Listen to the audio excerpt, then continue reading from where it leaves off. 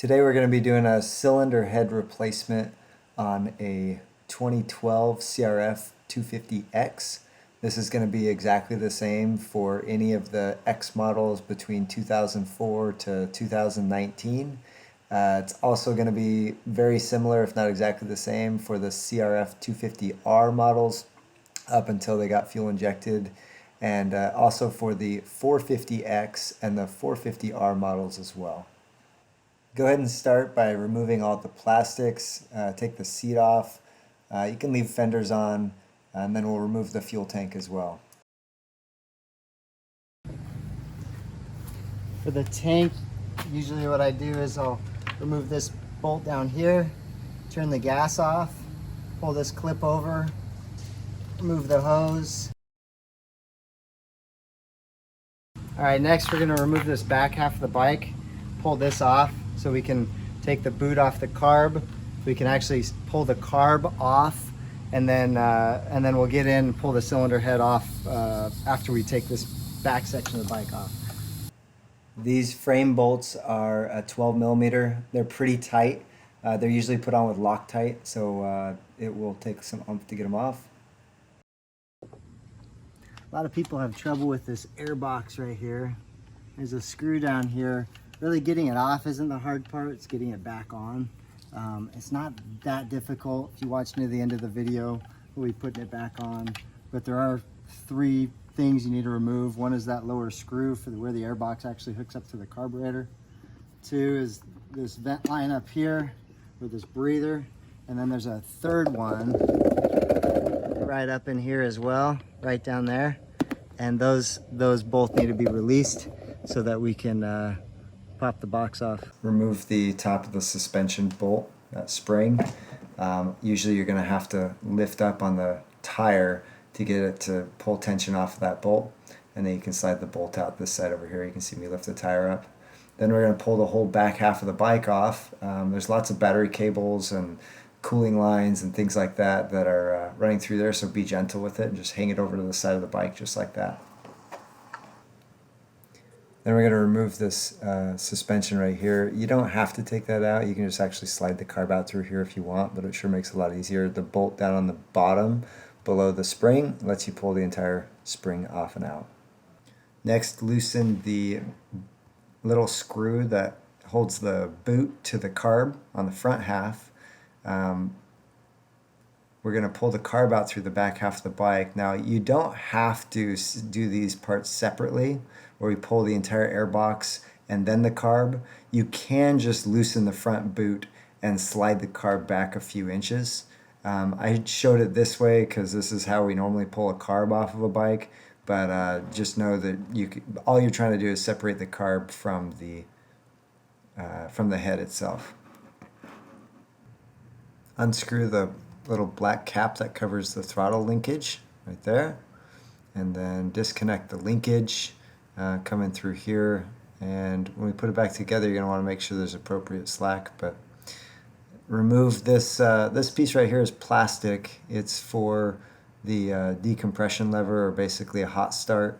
I find that it's easiest to remove it up at the top and slide the entire cable down and through. If you try to remove it from the bottom, you can. It's just so many of these bikes have been stripped out, and removing it from the bottom, you'll usually damage the threads, or you'll find that somebody else has already damaged the threads. If you just pull it from the top like this, the entire thing will come out.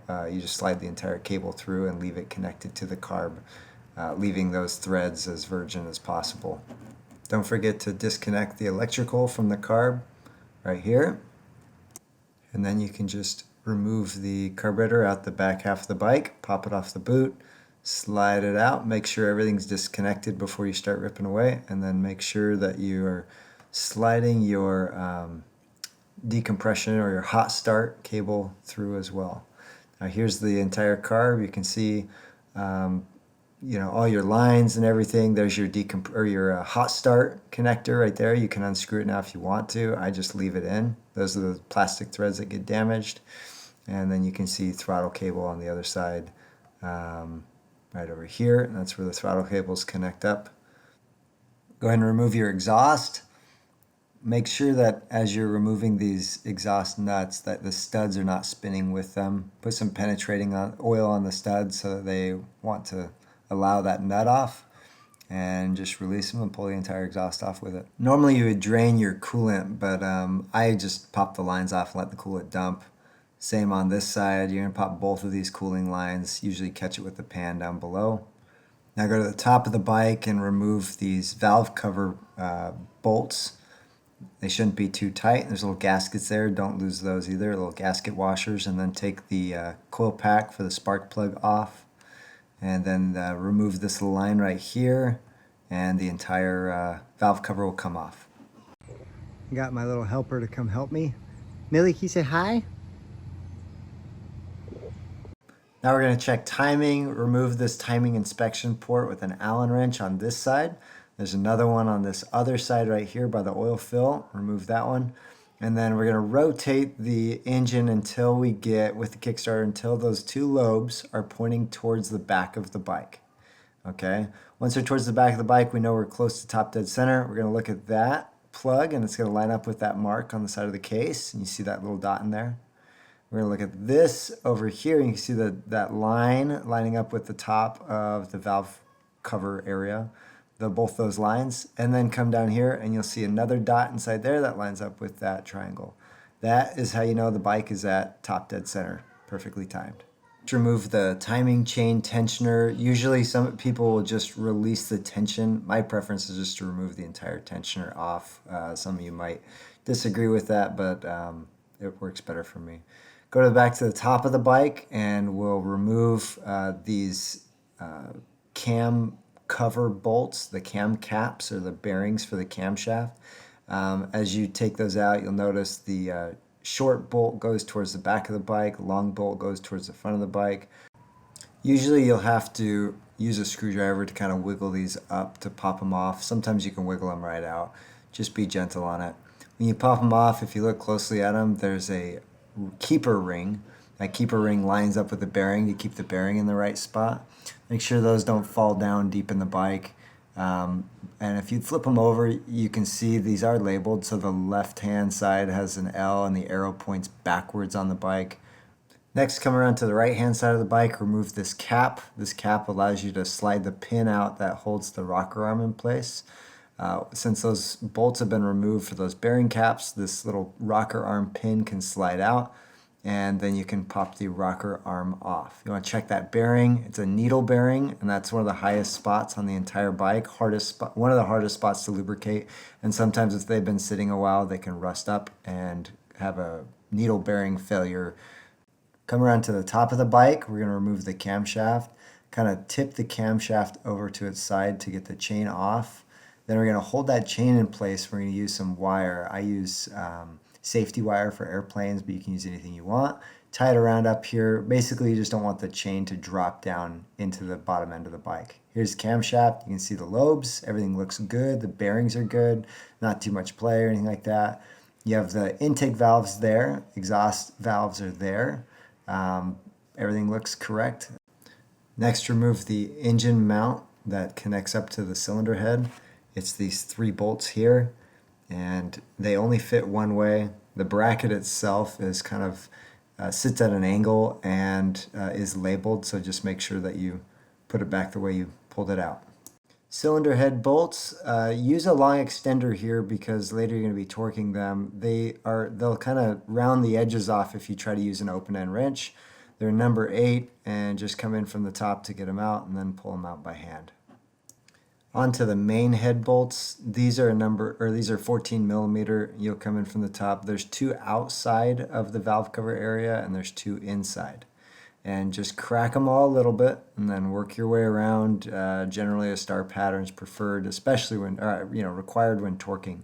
But when you're just pull them out and then use a magnet to lift the washer out so that it does not drop down into the bottom end of the engine, and get all 4 of them off. Then move the cylinder head around, make sure everything is free, and start to lift it straight off and up. Now, you're going to have to feed that timing chain back down through the cylinder head as you lift it off. Make sure to catch it, and then just wrap that wire up and around just where it was before. Okay, so you can see this is a cylinder head. These are the valve shims, and they're sitting in the valve buckets, and they're fresh because I just did a valve adjustment on this a little while back. These right here are the caps. You can see underneath the caps for the intake, you have another shim right there, and those are also fresh and adjusted. Now when I flip this whole thing upside down, if I'm not careful, I'll dump shims everywhere. So I'm going to hold these in place. I don't want to mix them up. We can look at the underside of the cylinder head. Now these valves look to be in pretty good shape. We can leak check them. You can see the spark plug right there, right? Your exhaust valves are small on this, and the two intake valves are the larger valves. And don't see any major issues at all. We're gonna end up using this head on another bike. Once you've repaired the head or bought a new one or whatever you decided to do, or replaced a head gasket, then you're gonna have to, for installation, slip that timing chain back up through the timing chain slot, slide the head down on top of the studs, and right down at the very bottom, you're gonna have a leftover gap, and that's because there's a spacer that fits up inside around the stud that needs to be pressed down into place. Very lightly tap with a mallet or a rubber that will allow the head to seat down all the way.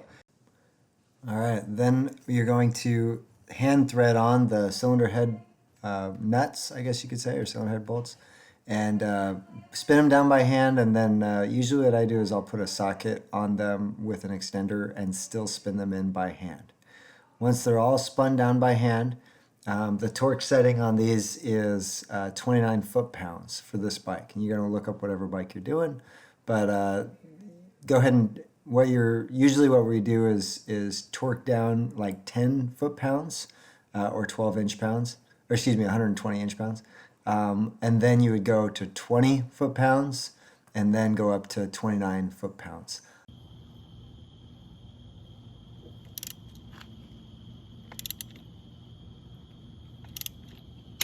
There it is. We'll do that star pattern again.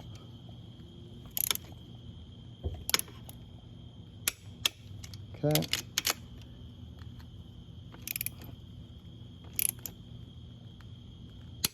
There it is.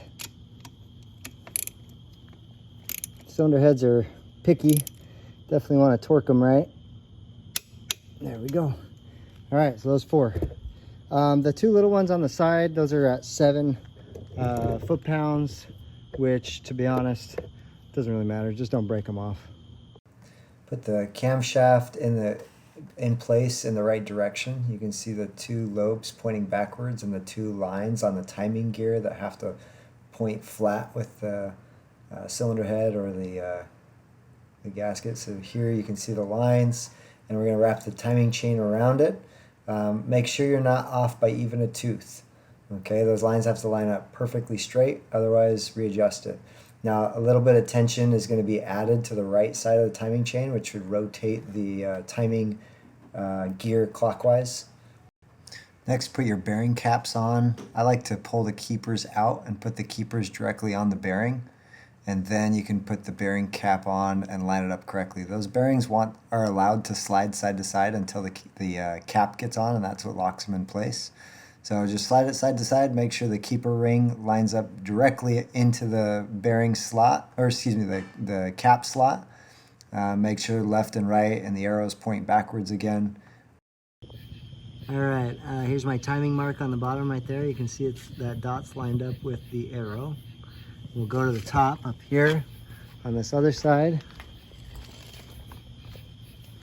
And here you can see that's the line with that line. It's a little bit high on the right, but once we tighten this chain down, it'll be exactly lined up. And then inside this hole, and especially since we haven't moved anything, all these are gonna be all lined up at the same time. The biggest problem we have is if you jump a tooth, if you're off by a tooth, then you have a major issue. I'll go ahead and tighten up I'll put in that tensioner right there, and then I'll show you this again once tensioner's in. For For the chain tensioner, loosen that bolt right there. You can see as you tighten, it's going to suck the tensioner in, and as you let go, it will spring load out. So we'll set it in place, start threading those bolts in, those little 8mm, and then spin it with the screwdriver to tighten and suck the chain tensioner in, bolt it on there, and then when you remove the screwdriver, the tensioner is going to spring load out and put tension on that timing chain. Now let's take a look at our timing gear up on our cam. Right, that's our cam timing gear. You can see those marks. They are now much more even because we have tension on the right side of that chain, and this bike is perfectly timed, ready to go. Now we're going to come around to the top of the bike and put in this rocker arm, and that rocker arm pin slides into place. Okay, then we're going to drop these cap bolts on. Remember, long ones up front, the short ones in the rear. They only fit one way. Make sure everything is nice and straight before you start cinching anything down. I usually just tighten these using a 1/4-inch drive wrench. That way I don't put too much torque on them, and I tighten them by hand based on my experience. You can look up the torque specs if you want to. It probably should be done. Then we're going to shim these valves, and I have a separate video for valve shimming in the links below. But basically these exhaust valves are at 11 thousandths of an inch. Intake valves are at 5 thousandths, and that's plus or minus a thousandth. But again, I have a separate video to show you how to do that because I did skip it on the intake valves. Let's put this valve cover back on, make sure everything seats down correctly, tighten these valve cover bolts on, make sure you have the gasket in place, put the hose on, put the coil pack back on to the spark plug, and then come around and we're going to slide the carb boot back onto the cylinder head. Make sure it's pointed the right way. There is a direction for these. They should line up so that there's no ambiguity on how they sit. And then we're going to feed that line. Remember, that line is your hot start line, and it is on a swivel. We're going to feed it up in the direction that it goes, and then we'll slip the carb into place. It should pop right into place. Again, it only fits one way, and then tighten everything down. Let's do motor mount. Motor mount, those fit only one way. They're at an angle. They kind of cock from the top to bottom, kind of going to the right. They are labeled. There's a washer keeper that's on the bottom one that should be in place. The big bolt goes on bottom. The two small bolts go on top. Don't tighten them all down until you get them all in place. Once you get them in place, then you can tighten everything down nice and tight. All right, let's do one last look at everything. Throttle cables are coming in. Remember that wiring harness that connects up right there? You have these breather lines that come up and plug in on the top right here. They actually go through the frame. You have this breather that comes up through here, another breather underneath it. All right, so plugging this air box onto the carb, a lot of people have trouble with it, especially with these little breathers. One of the tricks is to leave this rear suspension out from here and out of the way for now, so we can. Then we're gonna put a hinge point in by using the frame bolts, one on each side. And so just a little loose, so you can rock the frame back and forth. Then you're gonna, because the suspension has not been hooked up yet, you'll hook up those breather tubes to the airbox. There should be 2 of them, depending on the ear model. Sometimes there's only 1. And then you'll rock it into place and use the boot from the airbox that has a tab on the bottom of the boot. You'll pull on that tab to get it around the carburetor throat, and then go to the other side and use a long flathead screwdriver, pushing it through the frame, through the exhaust, then working back and forth on both sides, just pushing on that until you get the airbox in place, and then put that final bolt in place to square up the frame.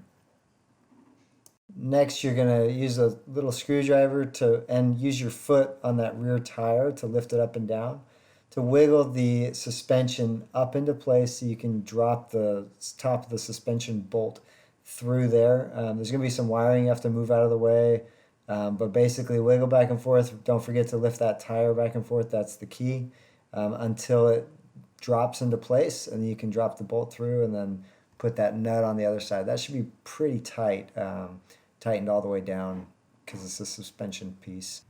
Let's finish everything else that's been left behind. The timing cover inspection points, the cooling lines. Again, timing cover on this side, cooling line on this side, and then just do it once over on the bike and make sure that nothing is left behind. Then we'll slip our exhaust in place, bolting those down. Usually I use a little bit of lube on those bolts, usually because they have some rust on them. Just don't want them seizing up or spinning inside the head itself. We'll tighten those on all the way, and then do our fuel tank next.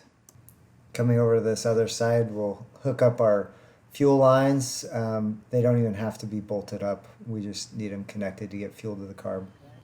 These bikes, 3 pumps on the throttle, and then it should just start right up. I actually forgot to turn my choke on, and that's why it took a minute to start. Once the choke's pulled, you can hear it idle. Now, a bike with valves that are correctly adjusted should fire up immediately. And then you can kind of feel your compression, make sure everything's feeling good. There's going to be a little bit of steam coming off of your bike. If you dumped coolant all over the place like I did, that's not an issue. But before it gets too hot, I would open up the radiator and just take a look and make sure that we don't have bubbles coming through there. Okay. I didn't show it in the video, but I already filled this back up after I drained it. Those if there were bubbles coming through, large bubbles, that means we still have a blown head gasket. If there's no bubbles, just coolant flowing around, that's fine. Now, initially, you're probably going to have some air bubbles kind of gargle through, but it shouldn't have consistent bubbles. You shouldn't have white smoke out your exhaust either. All right, put plastics back on, tank on, seat on. I tightened down our frame bolts. Here, there's actually one under here that we tightened down. Those should go pretty tight. Everything else doesn't need to go very tight. Made sure my coolant was at the right level. Everything on the bike is ready to go, and it fires right up. Valves are adjusted right. The key to a bike starting easy is the valves adjusted correctly, or them shimmed correctly. So this bike that's how easy it starts right now.